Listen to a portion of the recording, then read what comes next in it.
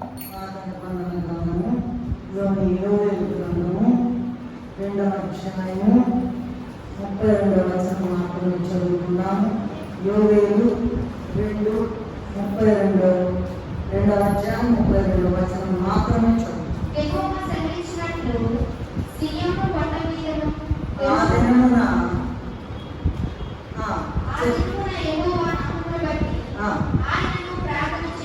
ఆ దినమున యెహోవా నామమును బట్టి ఆయన ప్రార్థన చేయు వారందరూ రక్షింపబడు. ప్రార్థన చేసుకుందాం. మమ్మల్ని మిక్కిలిగా ప్రేమించిన మా తండ్రి, నీవు నీ చేతులతో చేస్తున్న పాత్రమైన మమ్ములను, కుండమైన మమ్ములను, మా జీవితాలు నీ కొరకు జీవించాలని ఆయన మమ్మల్ని భూలోకానికి పంపి నీ సన్నిధిలో మేము బ్రతికి నేను చెప్పిన పని చేసి నీ గమనాలను మహిమపరచి నీ సన్నిధికి చేరి యుగయుగములు నీతో పరిపాలన చేయాలని మమ్మల్ని రాజులు యాజకులుగా చేసినందుకు నీకు నమస్కారం.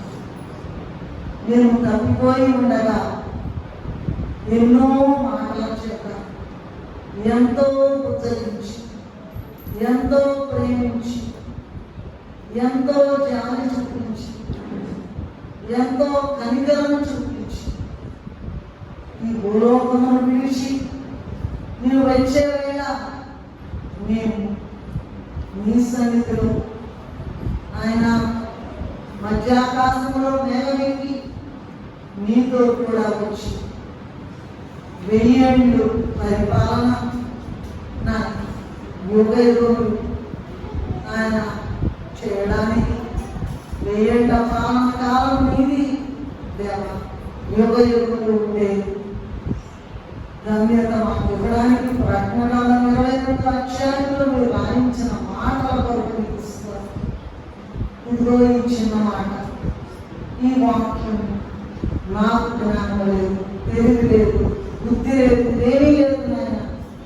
చదవడానికి మాట చదవడానికి కూడా యోగ్యత లేదు. ఆయన నీ కృపను బట్టి దయతో కనికరించి నీ పిల్లలమైన మా అందరితో మీరు వచ్చి వేసి మాట్లాడినందుకు స్తుతులు చెల్లిస్తూ యేసు నామములో ప్రార్థిస్తున్నాము తండ్రి. మనం చదువుకున్నటువంటి వాక్య భాగం ఆ దినమున యెహోవా నామమును బట్టి ఆయనకు ప్రార్థన చేయ వారందరూ రక్షింపబడుతారు. ఏదనమండి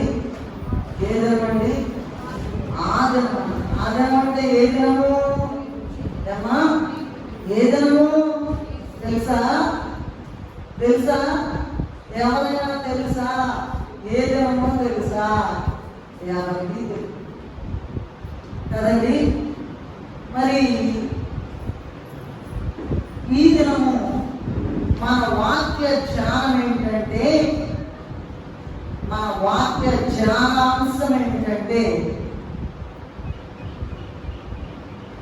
ప్రతి దినము కూడా క్రైస్తవులైన వారు లేదా ప్రతి క్రైస్తవులు కూడా చేయవలసిన పనులు ఎందుకు? వాక్యాలు చెప్తా ఉంటాము, వింటూ ఉంటారు. ఒక చెవితో వింటారు, మరొక చెవితో వదిలేస్తారు, వెళ్ళిపోతారు. జీవితకాలం అంతా వృధా చేస్తారు. ఏంటండి? జీవితకాలం అంతా బ్రతికి బూడిదలో పోసిన పన్నీరు సంతమై జీవితం అంతా వృధా అయిపోతుంది. బయటికి బాగానే ఉంటాం, అలా చదువుకుంటారు, ఉద్యోగాలు చేస్తారు, అంతా బాగుంటుంది, అఫీషియల్గా కూడా ఉంటారు. అయితే అసలైన జీవితం లేకుండానే ఈ భూలోకాన్ని విడిచిపోయేటువంటి సమయము ఆసన్నమవుతుందని ఎన్నోసార్లు, 1000 సార్లు, 100 సార్లు, 1000 సార్లు, లక్షల సార్లు, కోటి సార్లు మన జీవిత కాలం అంతా బ్రతిమలాడేటువంటి మాటలు ఇవి.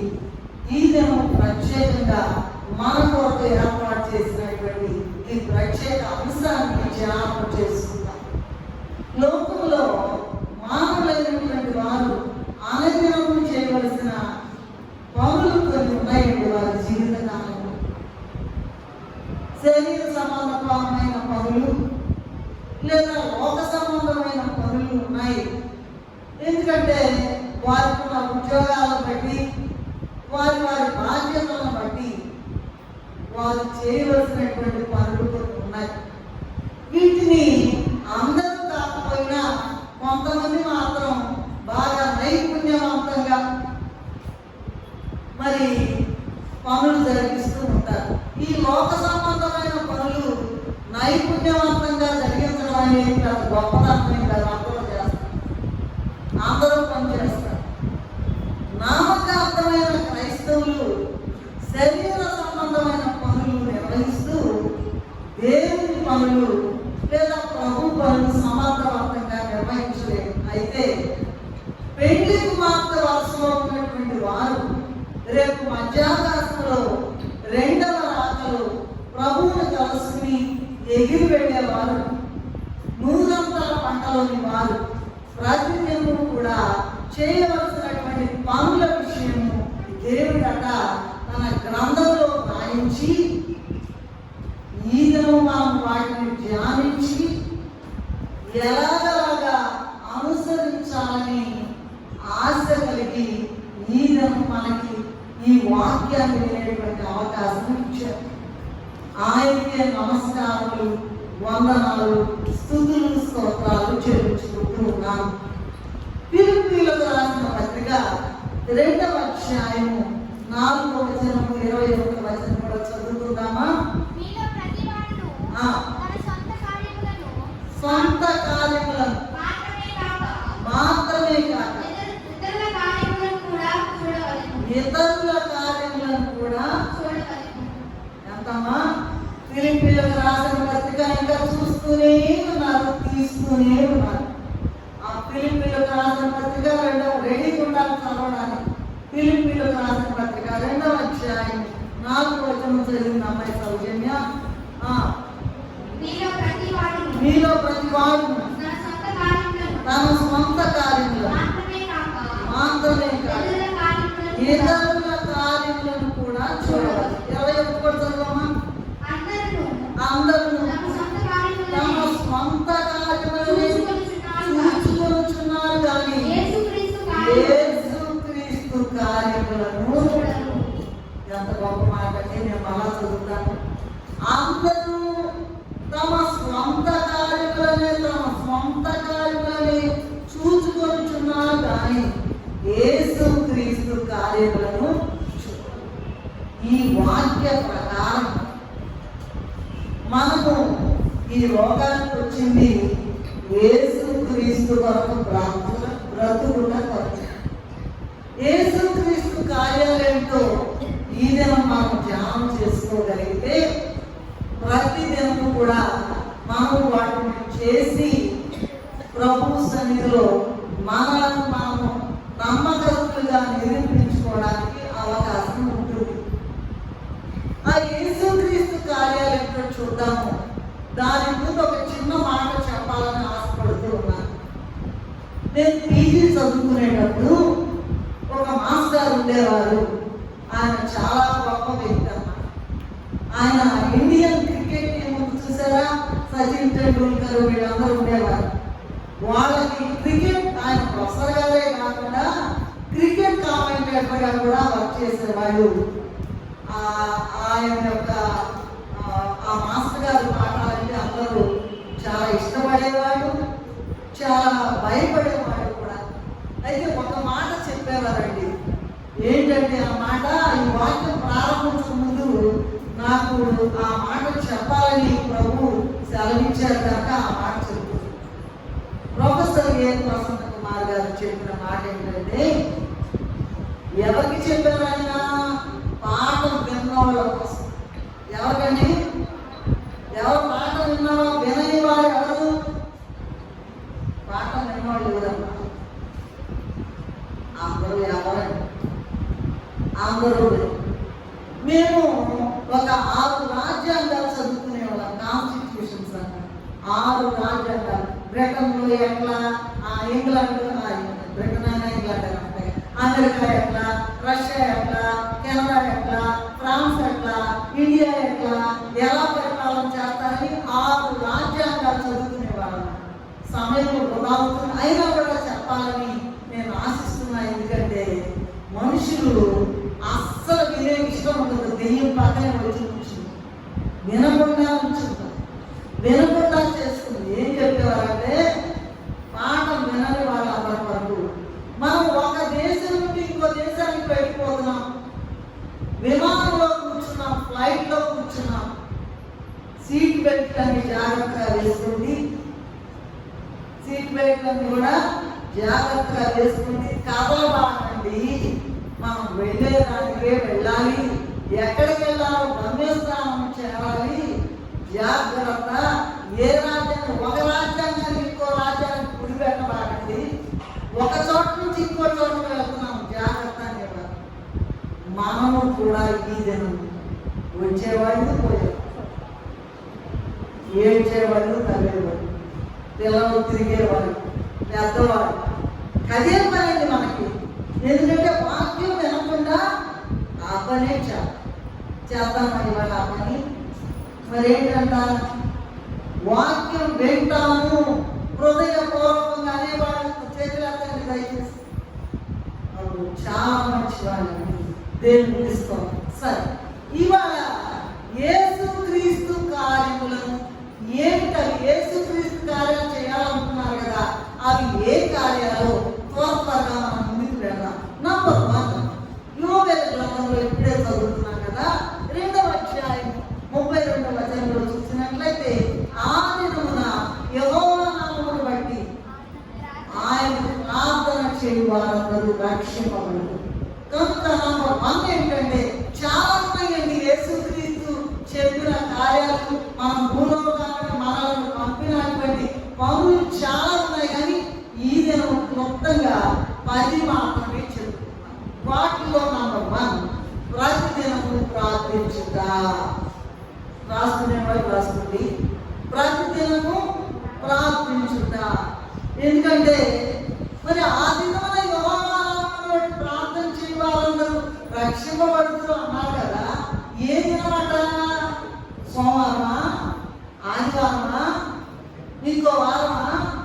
ఏ వారం కాదండి, ఏదో తేదీ తెలియదు, ఎప్పుడో తెలియదు. చూడండి, మత్తయి సువార్త 24వ అధ్యాయం 36వ వచనంలో చూసినట్లయితే, ఆ దినమును గూర్చి, ఆ గడియను గూర్చి తండ్రి మాత్రమే ఎరుగును కానీ ఏ మనుష్యుడైనను, పరలోకమందలి దూతలైనను, కుమారుడైనను ఎరుగరు. ఏ దినము మనకు తెలియదు. ఏ దినమో తెలియదు కనుక మనం ఏం చేయాలి? ఎప్పుడు కూడా ఏం చేయాలి చెప్పండి? ప్రతిదినము చెప్పండి అమ్మా, ప్రార్థన చెయ్యాలి. ప్రతి దినము కూడా ప్రార్థించుట. ప్రార్థన చేస్తే కానీ మనం ఎగిరి వెళ్ళలేము, ప్రార్థన చేస్తే కానీ పరలోకం చేరలేము. కనుక ప్రతి దినము ప్రార్థించడం అనేటువంటిది మొదటిది. అలాగే లూకా సువార్త 18వ అధ్యాయం 1వ వచనంలో చూసినట్లయితే ప్రభువే చెప్పారు, స్వయంగా విసుగగా నిత్యము ప్రార్థించమన్నారు. ఏంటండి? నిత్యము ప్రార్థించాలి. నిత్యము ప్రార్థిస్తున్నామా? చేస్తున్నామా? నిత్యము ప్రార్థన చేస్తున్నామా? కొంతమంది చాలా ఇమ్మీడియట్ గా వెంటనే తలవంతున్నారు. శిరీష ప్రార్థన చేస్తున్నారు కనుక తలవంతున్నాయి, అంతే కదండి. అందరినీ చూడలేదు అనుకోండి, నేను ఆ అమ్మాయి వైపు చూచాను. సరే, లూకా సువార్త 18వ అధ్యాయం 1వ వచనంలో నిత్యము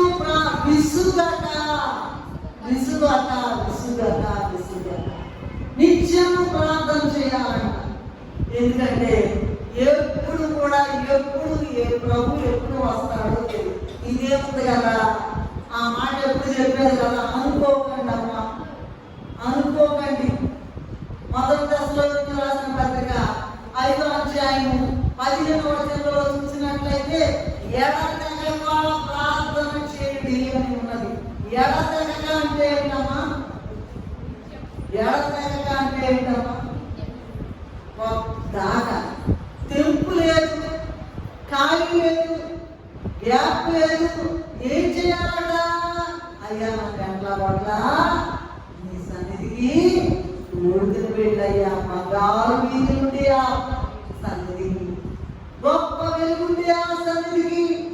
అయ్యా నన్ను తీసుకెళ్ళయ్యా, 1000 పాలన కావాలి, నేను కూడా నీతో పాటు పరిపాలన చేస్తానయ్యా అని దాని కొరకు ఎడతెగక ప్రార్థన చేయాలట. అలాగే అపోస్తలుల కార్యగ్రంథము 2వ అధ్యాయం 21వ వచనంలో ఉన్నట్లయితే, అప్పుడు ప్రభు నామమును బట్టి ప్రార్థన చేయు వారందరూ రక్షింపబడుదురు. ఎప్పుడంటమ్మా? ఏ దినమో అని రాశారు. సిద్ధపడినని చెప్పిన ప్రభు వాక్కులను శ్రద్ధతో తలంపుగా సమయం పాటించడానికి రాశారు ఒక భక్తుడు. అసలు ఏం లేదండి, ఎంతన్నా సరే చెప్పి చెప్పి చెప్పి చెప్పి చెప్పి ఏమి మార్పు లేదు. మరి అపోస్తలుల కార్యములు చదువుకున్నాం 2:21.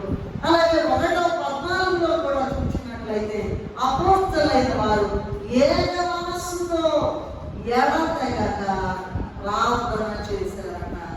ప్రార్థన చేసినప్పుడు ఇప్పుడే మనం పాట పాడుతున్నాం కదా, నీ దివ్య రెక్కలే కదా నా దుఃఖ బాధలను నా దేవుడేసి చెందకు మోదము ఉంచుకో. ఏంటంటే మోదం అంటే సంతోషంతో దివ్య రెక్కలు. అసలు నేను అడిగే ప్రశ్న ఏంటంటే, ఇవాళ అసలు ప్రార్థన చేసే వాళ్ళందరికీ రెక్కలు వస్తున్నాయి, ఊళ్ళో బోడి అనుకుంటున్నారు. అది నా ప్రశ్న. ప్రార్థన చేసే వాళ్ళందరికీ కూడా ఊరికి ఇక్కడ 2 మాటలు చెప్పి వెళ్ళిపోతాం, అంతేనా? చెప్పి కథలతో బయటకు వస్తే 2 మాటలు చెప్పి వెళ్ళిపోతాం. అట్లా కాదు, ప్రతి ప్రార్థనకి రెక్కలు రావాలి. అది ఇప్పుడు ఇంపార్టెంట్ విషయం. రెక్కలు వస్తున్నాయా? రెక్కలు వస్తున్నాయా? ఆ రెక్కలు అక్కడికి తీసుకెళ్తున్నాయా? ప్రభు సన్నిధిలో తీసుకెళ్తున్నాయట. మరి ఆ యెహోవా తండ్రి అట, తండ్రి అయిన దేవుడట, ధవసింహాసనం మీద కూర్చొని ఉంటే కుమారుడైన దేవుడట, ఇదిగో కుడి వైపున ఆ సిలువలో కాచిన రక్తమట అలా కాలుతూ ఉంటుందట. అందుకే సజీవుడేసి రక్తంలో కడుగబడిన జనమా అని రాశారు. ఆ రక్తం ఎండిపోదు. ఈ ప్రార్థన మనం చేసే ప్రార్థన అక్కడికంట రెక్కలట్టు ఎగిరిపోతుందంట. కొంతమంది ప్రార్థన ఈ కప్పు కూడా కప్పు కూడా ఇవాళ ప్రార్థన, ఇవాళ అంశం ఏంటంటే ఏం చేయాలా? ప్రార్థన ఎడతెగక చేయాలి, విసుగకుండా చేయాలి, ఆపకుండా చేయాలి, ఏక మనసుతో చేయాలి. ఆ ప్రార్థనకు ముందు అయ్యా నాకు రెక్కలు దయచేయి నాయనా, ఈ ప్రార్థన వృధాగా పోకుండా నీ సన్నిధికి వచ్చి పడాలి. ఆ ప్రార్థన అంట విజ్ఞాపన, పరమ విజ్ఞాపన కర్త అయిన యేసయ్య దగ్గర ఆ రక్తంలో వెళ్ళేటప్పటికి ఆయన విజ్ఞాపనలో మన విజ్ఞాపన కూడా రెక్కలు తీసుకుని వెళ్ళిపోతాక నువ్వు చేసే ప్రార్థన ఎలా ఉన్నది? ప్రతి క్రైస్తవుడు కూడా చేయవలసిన ప్రతి దినం కూడా, 1 రోజు 2 రోజులు కాదు, ప్రతిరోజు ప్రతి దినము ప్రతి క్రైస్తవుడు ముఖ్యంగా రాకడకు ఎగిరి వెళ్ళాలనుకుని ఆశపడిన వాళ్ళందరూ కూడా ప్రతి దినము ప్రార్థించాలి. నంబర్ 1. నంబర్ 2 చూసినట్లయితే ప్రతి దినము తమ సిలువను ఎత్తుకొనుట. ఏంటమ్మా? ప్రతి దినము కూడా తన సిలువ, ఎవరెవరి సిలువ కాదు, ప్రతి దినము తమ సిలువను ఎత్తుకొనుటారు. 9వ అధ్యాయం 23వ వచనం చదువుకున్నాం. ఎవడైనా నాకు వెంబడింపబోని ఎడల తను తాను ఉపేక్షించుకుని ప్రతి దినము తన సిలువను ఎత్తుకుని నన్ను వెంబడింపవాలని. ప్రతి దినము ఎవరు సిలువ అంట? ఎవరో ఏదో ఏబీసీ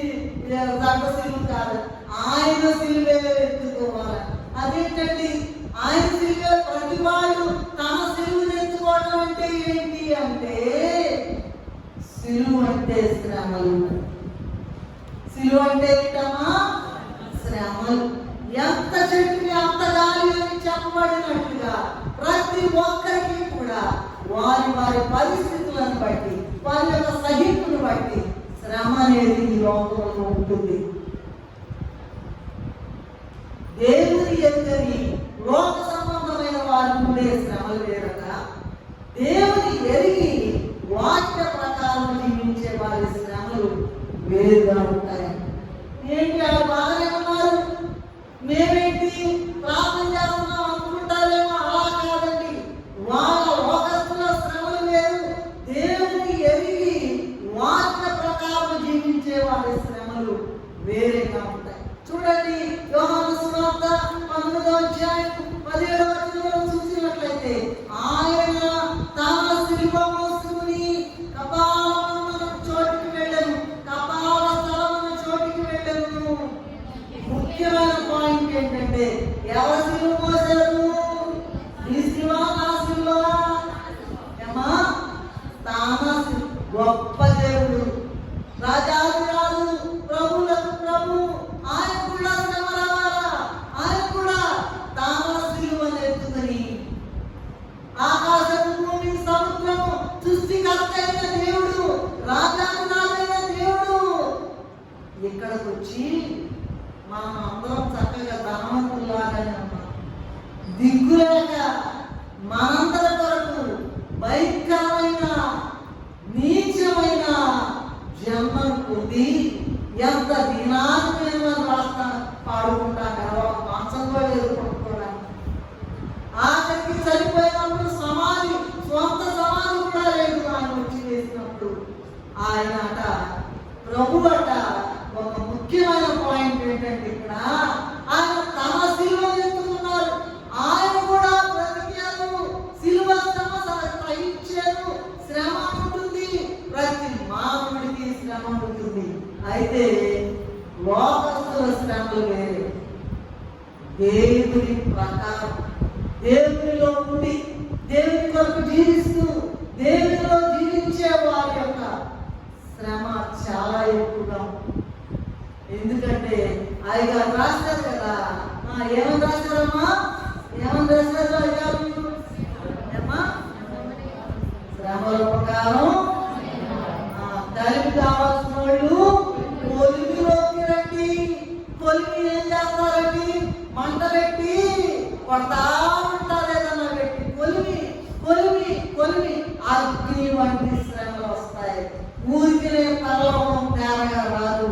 ఇక్కడ ముఖ్యమైన విషయం ఏంటంటే, ప్రభు అట తన శిలువను, ఇదేంటి నేను ఇంత గొప్ప దేవుని కదా, నేను ఇంత శ్రమ అనుభవించాలనుకోలేదంటండి.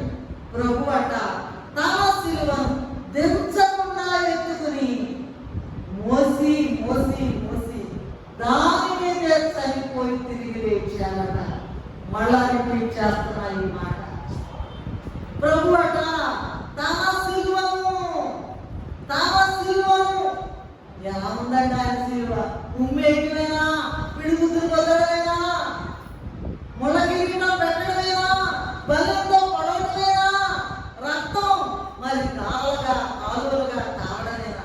అటువంటి శిలువనంట అలా అయినా కూడా దించడం లేదంట. ఆయన తన శిలువను దించకుండా ఎత్తుకుని దాంట్లోనే మోసి దాని మీదే చనిపోయారట.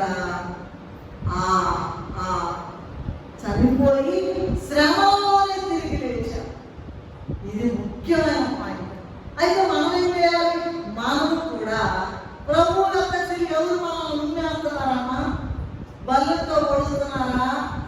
ముళ్ళకిరీటం పెడుతున్నారా? ఏమ్మా ఏమమ్మా? మా జవాబు లేదు. ఎవరన్నా వేస్తున్నారా? చంపేస్తున్నారా? ఏం లేదు. మన శ్రమ లేదా మన మోసినటువంటి శిలువ యేసయ్య మోసినంత భారమైనది కాదు కనుక మన శిలువ అనే శ్రమలో మనము కూడా, లేదా మన శిలువ అనే శ్రమను, లేదా మన శ్రమ అనే శిలువను మనం ప్రతిదినము ఎత్తుకుని మోయాలట, మోసి సహించాలట. ఆ శ్రమలోనే చనిపోవాలట. ఆ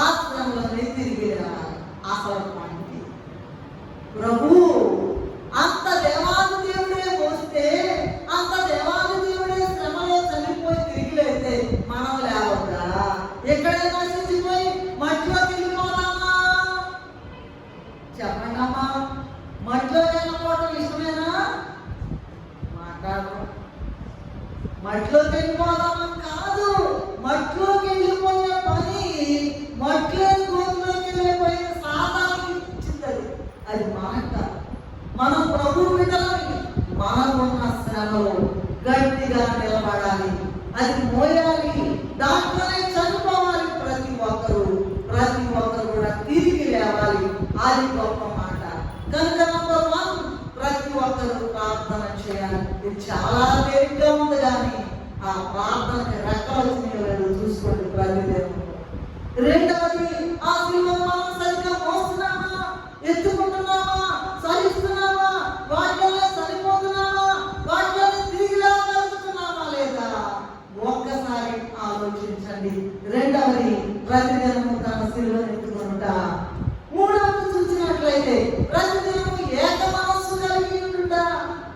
ప్రతిదినము కూడా ఏక మనస్సు కలిగి ఉంటారంట. అపోస్తలుల కార్యగ్రంథము 2వ అధ్యాయం 46వ వచనంలో చూసినట్లయితే 2:46లో చూసినట్లయితే అపోస్తలులైన వారు ప్రతిదినము ఏక మనస్సుతో దేవాలయంలో కూడుకుని ప్రార్థించాలని ఉన్నది. చూడాలేదా? 7 గంటల పడిపోయి ఏమనుకుంటున్నారు? మూడోది చెప్పండి. ఇందాక చెప్పాను, మా ప్రొఫెసర్ గారు చెప్పామా, సీటు పెట్టుకోకపోతే అక్కడే పడిపోతారు. వేరే దేశానికి మనం వెళ్తున్నాం, విమానంలో కూర్చున్నారు, మనం కూడా పరలోక సంబంధమైన విషయాలు ధ్యానిస్తూ ఉన్నాం. పడిపోవాలంటే అటు ఇటు జాగ్రత్తగా వినండి. ముఖ్యమైన విషయాలు ఇవి. ప్రతి క్రైస్తవుడు, ముఖ్యంగా పెళ్లి కుమార్తెగా సిద్ధపడే ప్రతి విశ్వాసి ఆచరించవలసిన విషయాలు. ప్రార్థన ప్రార్థన ప్రార్థన అంటే అటు మాత్రమే అట్లా కాదు, రెక్కలు వచ్చే ప్రార్థన. తన శిలువను మోసి దించకుండా మోసి అందులోనే చనిపోయి అందులోనే తిరిగి లేచేటువంటి శిలువ, అది రెండవది. ప్రతిదినము తన శిలువను ఎత్తుకుంటా. మూడవది చూసినట్లయితే ప్రతిదినం కూడా ఏక మనస్సు కలిగి ఉంటారు. మనం ప్రతిదినం కూడా కూడుకోలేకపోయినా కనీసం 240 దినాలు ఉన్నాయి. ఏంటా 240 దినాలు?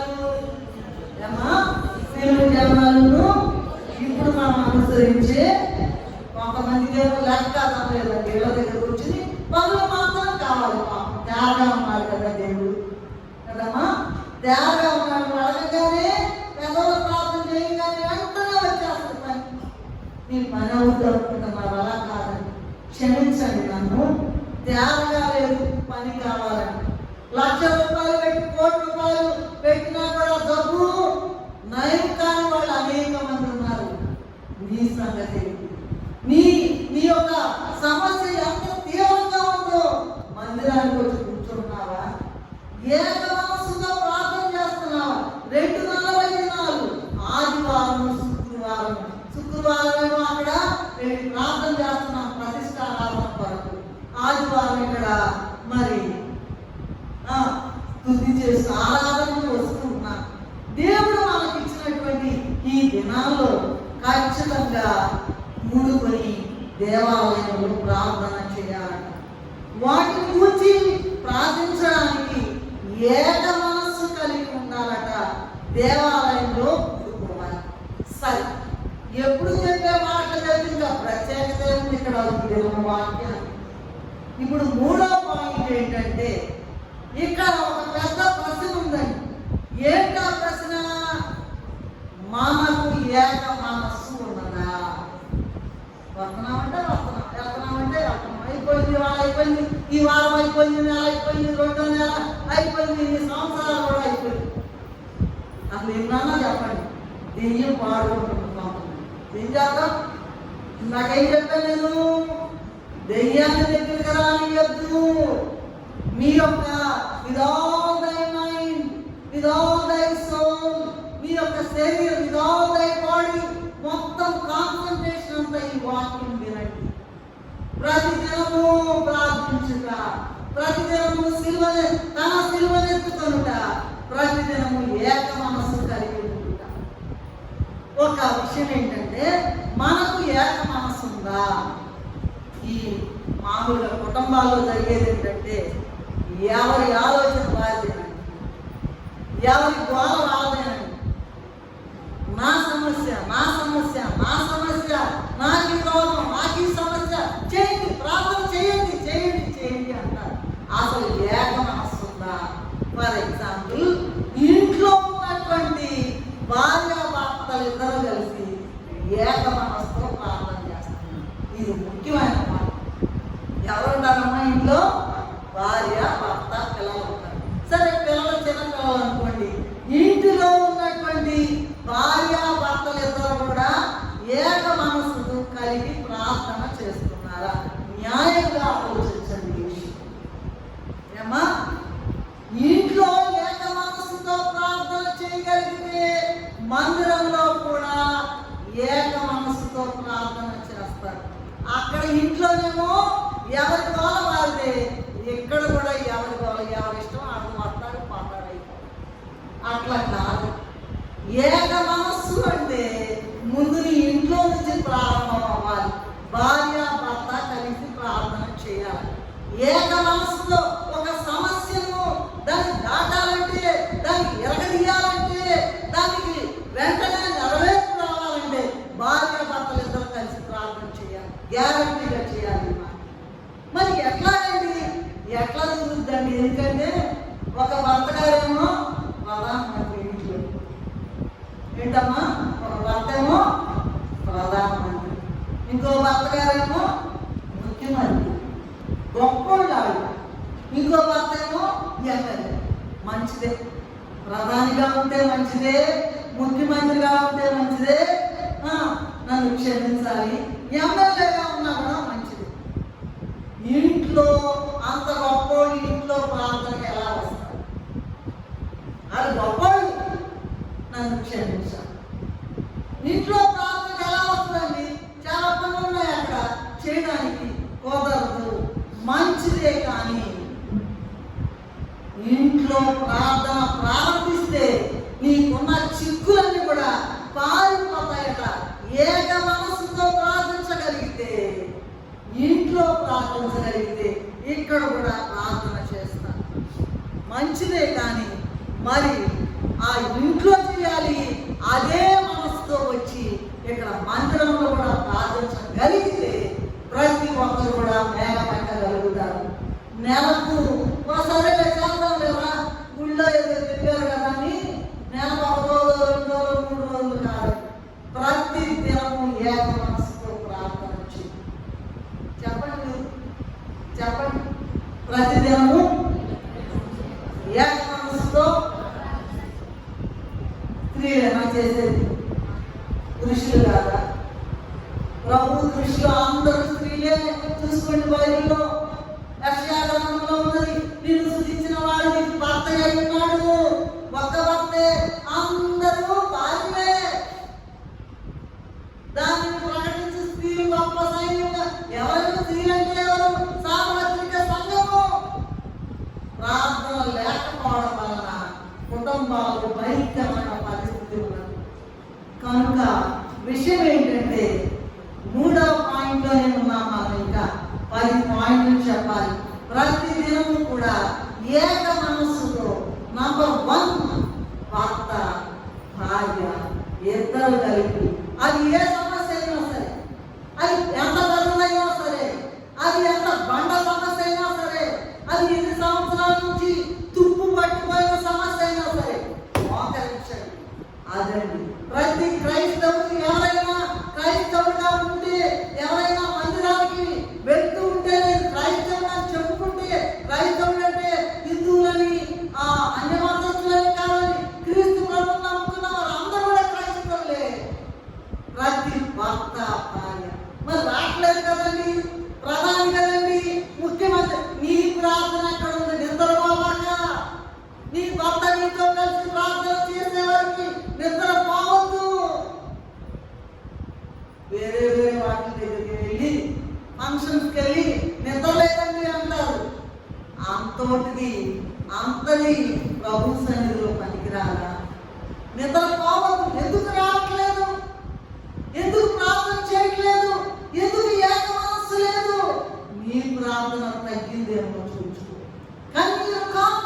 వాడు వచ్చేవారికి కూడా ఏక మనస్సు, ప్రతి దినము కూడా ఏక మనస్సు కలిగి ఉంటుందా.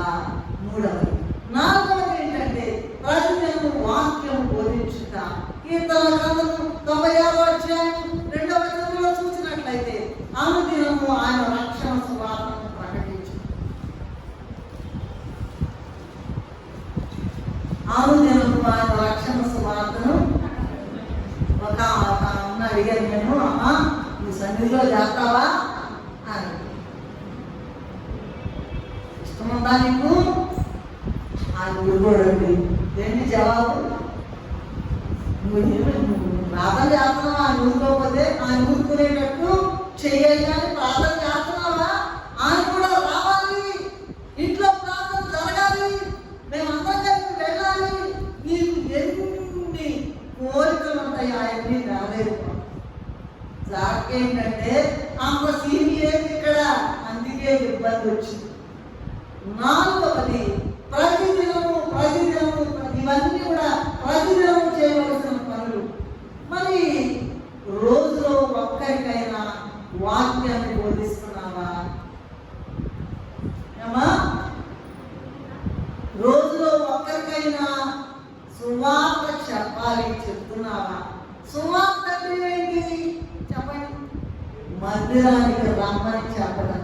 ఏం చేయకున్నా అంతేనా? సువార్త అంటే ఏంటి చెప్పాలి. మందిరానికి నువ్వేం చెప్పగలరా? మందిరానికి రండి అని చెప్పడం. నువ్వు ఎట్లయినా సరే ఇక్కడికి మందిరానికి తీసుకురాగలిగినట్లయితే ఎంత సువార్త కావాలో అక్కడ ఇక్కడ అంత సువార్త ఉంటుంది. దావీదు మహారాజు గారు 40 సంవత్సరాలు వారిని ఇశ్రాయేలుని పరిపాలించిన మహారాజు గారు 40వ అధ్యాయం కీర్తనలు 90వ వచనంలో ఏమని రాశారంటే, నా పెదవులు మూసుకొనగా మహాసమాజంలో నీతి సువార్తను నేను ప్రకటించి ఉన్నానని నేనంటిని. ఏంటంట? నేను పెదవులు మూసుకోవట్లా. రామ మందిరానికి ఆ సమస్య ఎంత తీవ్రంగా ఉందో, ఆ ఇబ్బంది ఎంత తీవ్రంగా ఉందో, ఆ సమస్య ఎంత తీవ్రంగా ఉందో, అదో ఇబ్బంది పెడుతున్నారు. సొంతలు కావాలి, ఇద్దరు కావాలి, ప్రార్థన చేయండి, ఇద్దరు కలిసి ప్రార్థన చేయండి. సరే, ఇది 4వ పాయింట్కి వచ్చి మళ్ళీ అది అక్కడ 3వ ఏక మనసు అనేది 3వ. ఇక్కడికి మరి తీసుకొస్తే మత్తయి సువార్తలో ఒకసారి చూద్దాము. 26వ అధ్యాయం 55వ వచనంలో చూసినట్లయితే యేసు ప్రభు అంట అనుదినము దేవాలయంలో బోధించారు. అనుదినము ప్రతిదినము దేవాలయంలో మరి పాటలేదో ఏంటి యేసయ్యకి ప్రతి దినం కూడా దేవాలయానికి వెళ్ళి బోధించారట. మరి మనం అనుదినం బోధిస్తున్నామా? నువ్వేం చెప్పాలక్కర్లా, మందిరానికి రామాని బతిలాడు అంటే నీ కిరీటం వస్తుంది అక్కడ. లూకా సువార్త 11వ అధ్యాయం 47వ వచనంలో ఆయన ప్రతి దినము దేవాలయంలో బోధించుచుండేది. మరి ఆ మాట ప్రతి దినము బోధిస్తూ ఉన్నారట. 1 పేతురు పత్రిక మనకు తెలిసిన వాక్యమే 2వ అధ్యాయం 8వ వచనంలో ఆయన అడుగుజాడలో నడవలసిన మనం కూడా ప్రతి దినము సువార్తను ఒక్క మనిషి కన్నా బోధించినట్లయితే మనం కూడా ప్రభువులాగా ఆరోహణం అవుతాం. ఎట్లాగండి మీరు చెప్పేది? మరి విడ్డూరంగా ఉంది కదా, మనిషి ఉండాలి కదా, వాక్యం చెప్పాలంటే ఎట్లాగండి అనుకోవచ్చు కదమ్మా. వాక్యం చెప్పాలంటే ఎట్లా ఎవరో మాట్లాడుతున్నా నువ్వు ప్రార్థన చేస్తే ఇమ్మీడియట్ గా తీసుకొస్తాడు ప్రభు. ఏదో సమస్య కోసం వస్తుంది, పాపం ఏడుస్తూ వస్తుంది, అమ్మ రాముడు నువ్వు ప్రార్థన చెయ్యాలే కానీ ప్రభువు మనం బోధించడానికి ఎవరెవరు మన ఏర్పాటు వాళ్ళని దగ్గర తీసుకొచ్చి కూర్చోబెడతాడు. కనుక 4వది ఏంటంటే ప్రతిదినము కూడా వాక్యము బోధించుట. 5వది ఏంటంటే ప్రతిదినము కూడా ఆత్మలను సంపాదించుట. అపోస్తలుల కార్యము 2వ అధ్యాయము 46-47వ అధ్యాయంలో 47 వచనాలలో ప్రభువు రక్షణ పొందుతున్న వారిని అనుదినము వారితో చేర్చుచుండెను. దినదినము అనుదినము మనుషులు ఎక్కువైపోతున్నారట.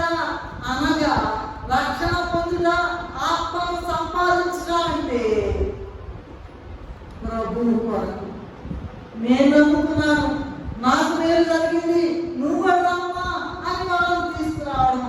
ఆనుదినము ప్రభువట ఆత్మలను చేరుస్తున్నారట. అపోస్తలుల కార్యగ్రంథము 16వ అధ్యాయము 5వ వచనంలో చూసినట్లయితే సంఘములో విశ్వాసమును స్థిరపడి ఆనుదినము లెక్కకు సంఘము సంఖ్య విస్తరించుచుండెను. ప్రియమైన వాళ్ళారా, ఇది ఒక్కరు చేసే పని కాదు. సంఘంలో ఉన్న అందరూ చేయవలసిన పని. మొదటి కొరింథీయులకు రాసిన పత్రిక 12వ అధ్యాయం 8 నుండి 10 వరకు చూసినట్లయితే కొందరికి బుద్ధివాక్యము, మరొకరికి ఆత్మ విశ్వాసము, కొందరికి స్వస్థతావరము, కొందరికి అద్భుత కార్యాలు చేసే శక్తి, కొందరికి ప్రవచన వరము, ఇలా దేవుడు అనేక వరాలు గ్రహించి ఉన్నారు. మరి కొందరికి పరిచర్య వరము, కొందరికి పంచిపెట్టే వరం కూడా ఇచ్చారు. వీటన్నిటి వలన మనం ఆత్మలను సంపాదించుకోవచ్చు. నీవు కష్టపడి ఎలాగండి నాకు వాక్యం చెప్పడం రాదు అంటే, నీకు వాక్యం రాకపోయినా, ప్రార్థన రాకపోయినా సరే, ఒక మనిషిని మందిరానికి నడిపించగలిగితే ఇక్కడ ఉన్న వాక్యం, ఇక్కడ ఉన్న ప్రభు సన్నిధి, ఇక్కడ ఉన్న ప్రభు శక్తి, ఇక్కడ జరిగే ప్రార్థనలు ఆ మనిషిని యేసు యొక్క ప్రేమతో బంధించి స్థిరపరచగలం. కనుక వాక్యం బోధించే వారే కాక సంఘంలో అందరూ కూడా పరిచర్య చేయవలసి ఉంది. 6వది చూసినట్లయితే 5వ ఏంటమ్మా? ప్రతిదినము ఆత్మలను సంపాదించుతారు. ప్రతిదినము 6వది యేసే క్రీస్తుని ప్రకటించుతారు. చెప్తున్నావా ఎప్పుడన్నా? అపోస్తలుల కార్యగ్రంథము 5వ అధ్యాయం 42వ వచనంలో మన క్రైస్తవ సంఘానికి పునాది వేసిన వారు అపోస్తలులు, అంటే యేసుక్రీస్తు శిష్యులైన వారు. అపోస్తలుల బోధలు, వారి విశ్వాస ప్రమాణములు, వారి కార్యములు, అంటే అపోస్తలులైన వారి కార్యములు మనం అనుసరించాలి. వారండి ఎన్ని శ్రమలైనా, ఎన్ని ఇబ్బందులైనా, ఎన్ని కరువులైనా, కష్టాలైనా, చెరసాలైనా, ప్రాణాపాయ స్థితైనా వదిలిపెట్టలేదంట. యేసే క్రీస్తుని ప్రకటించడం. చూడండి 2వ కొరింథీయులకు రాసిన పత్రిక త్వరగా చదివినట్లయితే నాకు సహాయం చేస్తారు. అందుకే నేను స్పీడ్గా వెళ్తాను. 2వ కొరింథీయులకు రాసిన పత్రిక 11వ అధ్యాయం 23 నుండి 28 వరకు చదివినట్లయితే, అలాగే మొదటి కొరింథీయులకు రాసిన పత్రిక 4వ అధ్యాయం 11 నుండి 13 వరకు చూసినట్లయితే చదవండి.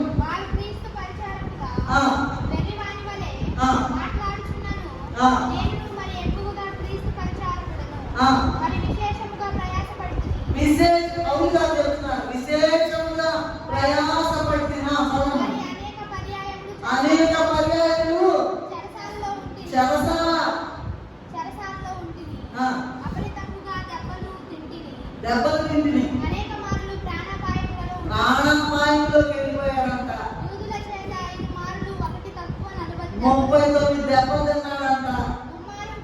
30 బెత్తలతో పట్టబడ్డాడంట. రాళ్ళతో పట్టబడ్డాడట. ఓడలో శ్రమ పడ్డాడట. రాత్రి మగలు బతుకుతానో లేదని సముద్రంలోనే గడపాల్సి వచ్చిందంట. అనేక పర్యాయములు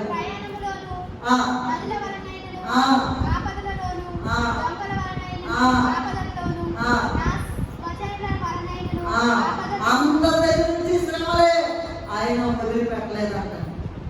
ఏంటంటే యేసయ్యని వదిలిపెట్టలేదట వాడు. అలాగే మొదటి కొన్ని 4:11 రెండు ఇంకేమి తర్వాత చూసుకుని, మరి మన సంగతి ఏంటి? మనము కూడా ఇతరుల దగ్గర నోరు తెరిస్తే ఏం చెప్పాలి? ఏం చెప్పాలి చెప్పండి? ఏం సువార్త అంటే ఏం చెప్పాలి? Very good. ఏం చెప్పాలమ్మా? యేసునామని చెప్పాలి. కానీ మంచి దొరకగానే ఏం చేస్తారమ్మా? చెత్త ముసలం పంపించారు. ఆ మాట ఈ మాట బతుకంతా కదా, బతుకంతా కదా. యేసయ్య నామం ఈ గొప్ప కార్యం చేశాడంట. నాకు చేశాడు, నాకు చేశాడు,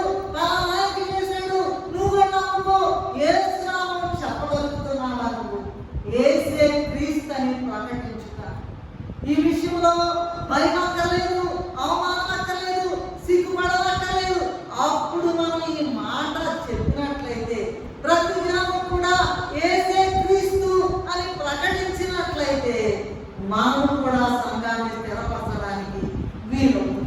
ఒక్క మాటలో చెప్పాలంటే నీ ఇంట్లో పని విషయం నీకెంత ఆరాటం ఉందో, నువ్వెంత ఆదుత పడుతున్నావో, నువ్వెంత ఆరాట పడుతున్నావో, దేవుని పని విషయంలో కూడా అదే ఆరాట ఉన్నట్లయితే గొప్ప దీవెన పొందుతావు. అసలు రహస్యం తెలియక నాది నాది నాది నాది ఇదే అలా యేసయ్య యేసునామ స్మరణ చెయ్యండి అని రాస్తారండి. క్రీస్తునామ స్మరణ చెయ్యండి. ఎక్కడెక్కడ వదిలిపోతాయి. అసలు యేసునామ స్మరణే లేదు. తిట్టుకోవడం, ముగ్గురు మాట్లాడుకోవడం, అదే కదా. యేసునామము ప్రకటన చేస్తున్నారు ఒక దినం వాళ్ళు. ప్రతి దినము కూడా యేసే క్రీస్తు. క్రీస్తు అంటే అభిషిక్తుడు, మన కొరకు వచ్చినవాడు, తన రక్తాన్ని మన కొరకు కాల్చినవాడు, మన పడవ కోల్పోయేవాడు. ఆయన మనకు భర్త అయి ఉన్నాడు. యేసే నిజమైన దేవుడని ప్రకటించాలి ప్రతి దినం. అది 6వ పాయింట్. 7వ పాయింట్ ఏంటంటే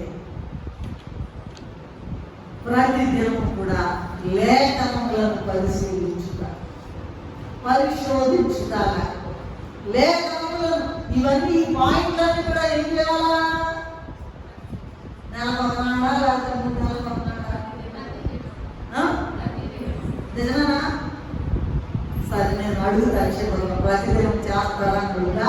నాకు మాట ఇవ్వాలి. ఇక్కడ ప్రభు ఉన్నాడు, సాక్షిగా మీకు నాకు మధ్యలో ప్రభు ఉన్నాడు. 7వ పాయింట్ తొందరగా ముగించిన అడుగుతా. ప్రతిదినం లేఖనములను పరిశోధించుట. అపోస్తలుల కార్యం 17వ అధ్యాయం 11వ వచనంలో చూసినట్లయితే ఆసక్తితో వాక్యమును అంగీకరించి పౌలును శీలను చెప్పిన సంగతులు అలా ఉండవలేమో అని ప్రతిదినము లేఖనములను పరిశోధించు వచ్చేది అని ఉన్నదండి. ఇక్కడ మేము వినండి, ఇక్కడ వినండి, ఇక్కడ దొరకలేదు. నాకేమో టైం అయిపోవాలి. ఇక్కడ మందిరములో ప్రతిదినము ఏం పాయింట్?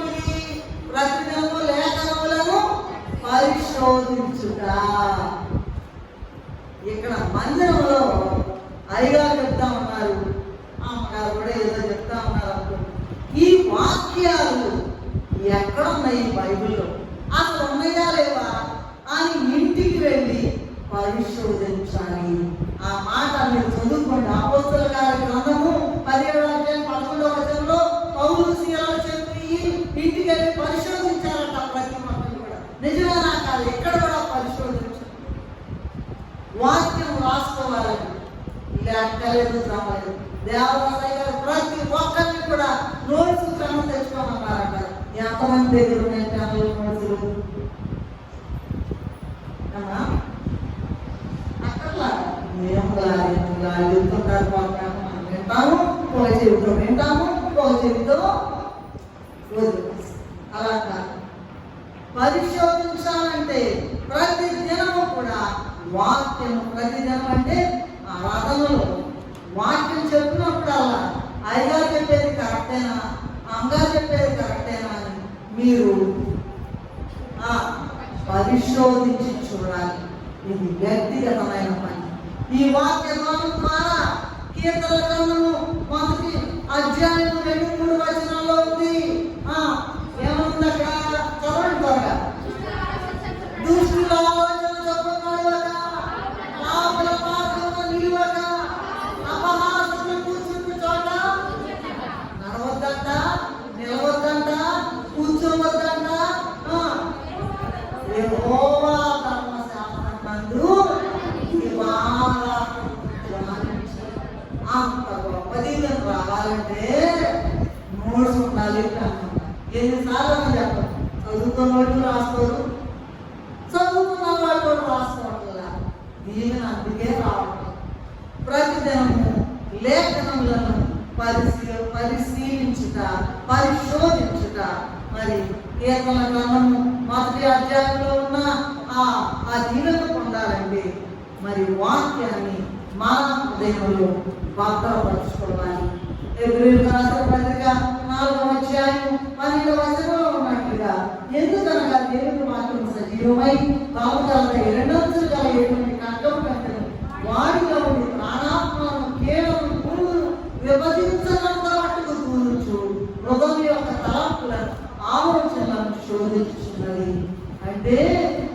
వాక్యాన్ని పరిశోధిస్తుంటే దీన్ని బట్టి నీ శరీరంలో ఉన్న అపవిత్రత, లోకము, పాపము అన్ని కూడా కడిగివేయబడతాయి. ఎందుకంటే 2 అంచుల ఖడ్గం సజీవమైనదై బలముగలదై 2 అంచుల గల ఖడ్గము. ఎంత గొప్ప మాట! అపోస్తలుల కార్యగ్రంథం 17:11 ఇప్పుడే మనం చెప్తున్నాం. నేను మళ్ళా కాకుండా ప్రతి దినం కూడా వారు ఆ పని చేశారని రాయబడి ఉన్నది. అపోస్తలుల కార్యం 17:11. మనము కూడా అప్పుడప్పుడు కాకుండా ప్రతి దినము కూడా లేఖనములను అంటే వాక్యాన్ని పరిశోధించాలి.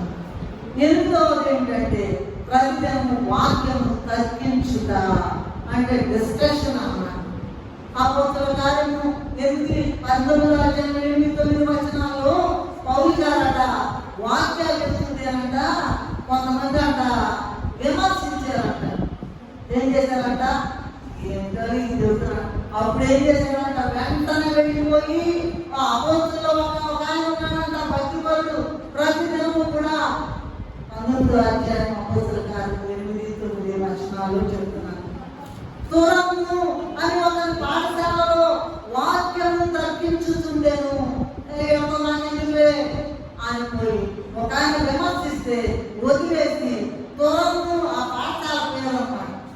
ఆ తురము అనే పాఠశాలలోకి వెళ్ళి రోజు కూడా తర్కిస్తూ ఉన్నారట, డిస్కషన్ చేస్తూ ఉన్నారట. మనము కూడా పౌలు వలె వ్యతిరేకులైన వారందరికీ కూడా దూరంగా పౌలు గారు ఎలా వెళ్ళిపోయారు తనకి వ్యతిరేకులైన వాళ్ళందరూ. మనం కూడా ఎక్కడైనా ఎవరైనా ఏదైనా మాట్లాడుతుంటే ఎక్కడ ఇద్దరు ముగ్గురు కలుసుకుంటారో వారి మధ్య నేను ఉంటానని చెప్పారు కనుక అక్కడ లోక సంబంధమైన కబుర్లు కాకుండా దేవుని వాక్యాన్ని ప్రసంగించు, తర్కించు, ఒప్పించు, ధైర్యంగా మాట్లాడాలి. ఇప్పుడు మనల్ని పరిశీలించుకుందాం. ఒకరిద్దరు కలిసినప్పుడు దేవుడు అసలు ఏం మాట్లాడకూడదు, నోరు తెరకూడదు. మందిరానికి వచ్చారనుకోండి, పని నిమిత్తంగా వచ్చారనుకోండి, ఏ పని చేసినా మందిరంలో అడుగు పెట్టారంటే ఏ మాట దేవుడి మాటలే మాట, దేవుడి వాక్యమే మాట, లోక మాట మాట్లాడు. ఆలోచించాలి. 7వ పాయింట్ ఏమో వ్యక్తిగతమైన ఇండివిజువల్. నువ్వు ఇంటికెళ్ళి నువ్వు రాస్తున్నాయని కరెక్టా కదా చూసుకోవడం 7వ పాయింట్. 8వ పాయింట్ ఏంటంటే అందరూ కూడా కలుసుకుని వాక్యాన్ని తర్కించాలి. అది చాలా మధురంగా ఉంటుంది ఆ మాట. 9వది చూసినట్లయితే ప్రతిదినం కూడా సంఘమును కూర్చిన కాలం చింత కలిగి ఉండాలట. ఏదో వెళ్తున్నాం వస్తున్నాం అనుకోకుండా 2వ కొరింథీయులకు రాసిన పత్రిక 11:28 చూసినట్లయితే ఇవి కాక సంఘములన్నిటినీ కూర్చిన చింత నాకు కలదు, ఈ భారము దినదినము నాకు కలుగుతుంది. ఏంటి అసలు మందిరం సంగతి? ఎట్లాగా ఎలా జరుగుతుంది? ఏం పాటలు నేర్చుకోవాలి? ఏం వాక్యం విన్నాను? ప్రతిదీ కూడా చింత కలిగి ఉంటారు. దేవుని విషయమై, మందిరం విషయమై, మందిరాన్ని నడిపే వాళ్ళ విషయమై, బోధకుల విషయమై మనం ప్రతిదినం కూడా మన బిడ్డకు, మన భార్య, భర్త ఇంటిని కూర్చిన చింత భారం ఎలా కలిగి ఉన్నాము, అలాగే అంతకన్నా ఎక్కువగా సంఘంలో కూర్చిన భారము చింత నీకు ఉండాలి. వాక్యం ఒకటే చెప్తున్నాం, నా సొంత మాటలు కాదు. ప్రతిదినం కూడా సంఘంలో కూర్చిన భారము చింత నీకున్నదా? ఇంతమందికి భోజనం పెడుతున్నారు కదా, మన ఇంట్లో 4-5 ఎవరు చేస్తున్నారు, ఎలా చేస్తున్నారు, కూరగాయలు చేస్తున్నారు, మందిరంలో శుభ్రపరుస్తున్నారు అనే చింత నీకు ఉందా? కొంత మంది క్రమంగా వస్తూ ఉంటారు, సడన్గా మానేస్తున్నారు. ఎందుకు మానేశారని ఎంక్వైరీ చేస్తున్నారు. ప్రతిదినం చేయవలసిన ఎందుకు మానేశారనే చింత నీకుందా? భర్త పిల్లలు మరి క్రమముగా మందిరానికి రారు, బాప్తిసం తీసుకోరు. ఈ విషయంలో అసలు మీకేమైనా దిగులు చెప్తా ఉంటాను. విజయవాడ చూసిన కొత్తలో నేను ఒక మాట చెప్పేదాన్ని, అమ్మ అందరూ స్త్రీలు వస్తున్నారు, పురుషులు రావట్లేదండి. నిద్రపోకండి, నీవు నీ భర్త విషయమై నీ బిడ్డల విషయమై నేను వాళ్ళు వచ్చేదాకా ఇద్దరు అబద్ధం చెప్పేదాన్ని. ఇప్పుడు అది పాత పడిపోయింది, పాత చింతకాయ పాత్ర అయిపోయింది. ఇప్పుడు చూడండి, నీకేమైనా దిగులు ఉందా, చింత ఉందా? నువ్వు ఒక్కదాన్ని వస్తే సరిపోతా? ఆయన వదిలేసి పరలోక రాజ్యానికి నువ్వు ఒక్కదాన్ని వెళ్దాం అనుకుంటున్నావా? భూలోకంలో అంటే ఇక్కడ మాత్రం ప్రతిదానికి ఆయన కావాలి. ఎవరు కావాలి? భర్త కావాలి. భర్త లేకుండా ఎట్లాగండి? ఆయన వల్ల కుటుంబానికి ప్రభు తర్వాత యజమానే కదా. ఆయన మాత్రం భూలోకంలో కావాలి, కానీ ఆయన లేకుండా ఇక్కడ ఏమి జరగదు. పరలోక రాజ్యానికి మాత్రం నువ్వు ఒక్కదానికే, నువ్వు మాత్రం తీసుకెళ్ళవు. ఇది అన్యాయమా కాదా చెప్పండి? ఆంధ్ర భర్తలు వచ్చారా? ఇది అన్యాయమా కాదా? ఆ భారం మీదే.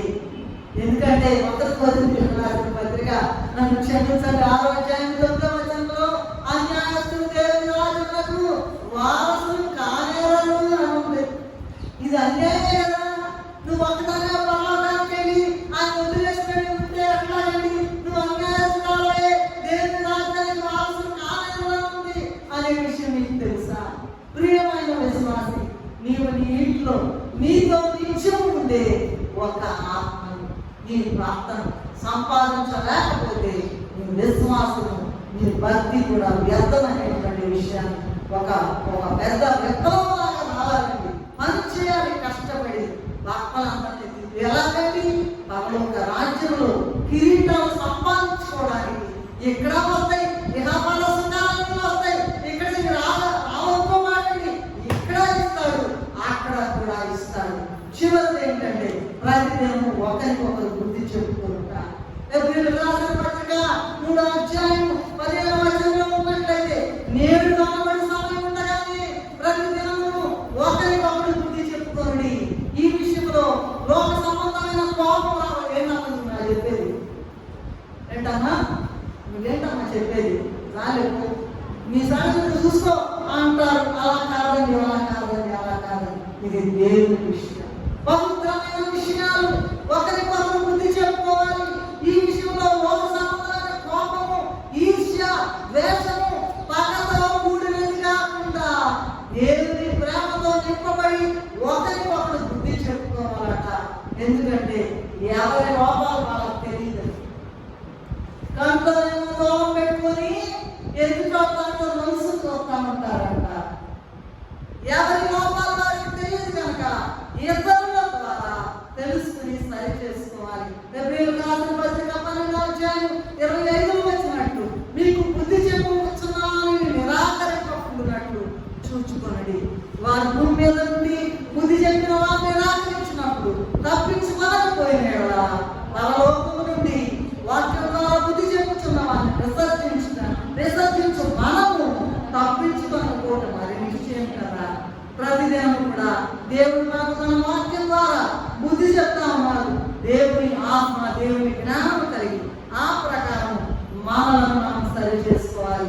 లూకా సువార్త 15వ అధ్యాయం 17వ వచనంలో తప్పిపోయిన కుమారుడు తన చుట్టూ ఉన్న పరిస్థితులను బట్టి బుద్ధి తెచ్చుకుని తండ్రి ఇంటికి చేరాడు. మనం కూడా బుద్ధి లేనప్పుడు మనకు బుద్ధి వచ్చే కొన్ని పరిస్థితులు దేవుడు కల్పిస్తున్నారు కనుక దాని ప్రకారం నడవాలి. ఈ వాక్య ధ్యానంలో క్రైస్తవులైన మనం అనుదినము లేదా ప్రతిదినం చేయవలసిన పనులను ధ్యానించుకున్నాం. వాటిలో మనం ఏమేమి చేస్తున్నాం, ఏమేమి చేయలేకపోతున్నాం అని మనం ఒకసారి పరిశీలించుకుని ఏమేమి చేస్తున్నామో వాటిని కొనసాగించాలి. ఏమేమి చేయటం లేదు వాటిని వెంటనే ప్రారంభించాలి. అలాగూ ప్రారంభించి కొనసాగించగలిగినట్లయితే పెళ్లి కుమార్తె వలసలో సిద్ధపడి వేగానెక్కగలము. అట్టి కృప తండ్రి మనకి అనుగ్రహించిన గాక. మమ్మల్ని మిక్కిలిగా ప్రేమించిన మాకు ఏమి ఇచ్చి చిన్న పాయింట్, చిన్న విషయం, అది పరలోకాన్ని తీసుకెళ్తున్న విషయం. దేవ లెక్కలేకుండా నేను కూడా అలాగే ఉన్నాను, క్షమించండి. ఎంత గొప్ప మాట.